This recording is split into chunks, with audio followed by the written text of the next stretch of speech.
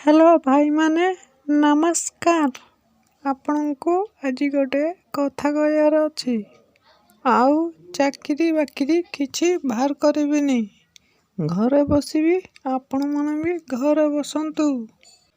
घरे बसी सुकुआ रसुण दुकान, आलू दुकान, अंडा दुकान तमे जा करि परिबो। ହେଲା, ଘରେ ରହିବା ଦରକାର। ଯଦି ଘରେ ନ ରହି ପାରୁଛନ୍ତି, ବାହାରକୁ ବାହାରିଲେ ଆମ ପୋଲିସ ବାବୁ ତୁମ ଗାଣ୍ଡି ମାରିକି ଫଟେଇ ଦେବେ, ବୁଝୁଛ? ତାପରେ ତମେ ମେଡ଼ିକାଲ ଯିବ, ଯାହା ଫଳରେ ତମକୁ କୋରୋନା ହେବ। ସେଥିପାଇଁ କହୁଛି ଘରୁ ବାହାରନା। ଯଦି କିଛି ନ ପାରୁଛ ତାହେଲେ ନିଜ ନିଜ ବାଡ଼ିରେ ଶାଗ ଗଛ, ଭେଣ୍ଡି ଗଛ, ବାଇଗଣ ଗଛ ଆଉ ଲତା ଗଛ, ପିତାଗମ ଗଛ ଏଇସବୁ ଲଗେଇ ପାରିବେ। ଛୁନଛୁନିଆ ଶାଗ ବି ଲଗେଇ ପାରିବେ।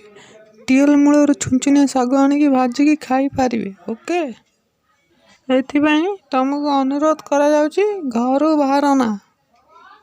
ଆଉ ଯଦି ପାରୁଛ ମୁଁ ତମକୁ ଏତିକି ହେଲ୍ପ କରିପାରିବି, ଚୁଡ଼ା ଗୁଡ଼ ନେଇକି ଦେଇପାରିବି। ପ୍ଲେନ୍ରେ ଯିବି, ତଳେ ଘଷେଇବି, ଆପଣମାନେ ଜଗିଥିବ ଖୁଣ୍ଟିବେ। ଆଉ ମୁଁ କିଛି କରିପାରିବିନି। ଘରେ ବସ ଆପଣମାନେ।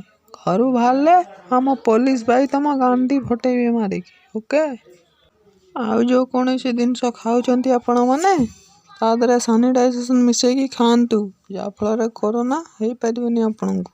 ଭାତ ଖାଇଲେ ଭାତରେ ଗୋଳେଇ ଦେବେ, ତରକାରୀ ଖାଇଲେ ତରକାରୀରେ ଗୋଳେଇ ଦେବେ। ଓକେ, ଯଦି ଏସବୁ କାମ ନ କରିବେ ତାହେଲେ ଛଣା ଦୁଇ ପଇସାକୁ ଗାଁ ମରେଇବେ। ଆଉ ମୋତେ କହିବେନି ସେତେବେଳକୁ କୋରୋନା ହେଲା। ଓକେ, ମୋର ଆଉ ବଳ ବୟସ ନାହିଁ ତମକୁ ବୁଝେଇବାକୁ। ତମେ ଯଦି ବୁଝିବ ବୁଝ, ନ ବୁଝ ନାହିଁ।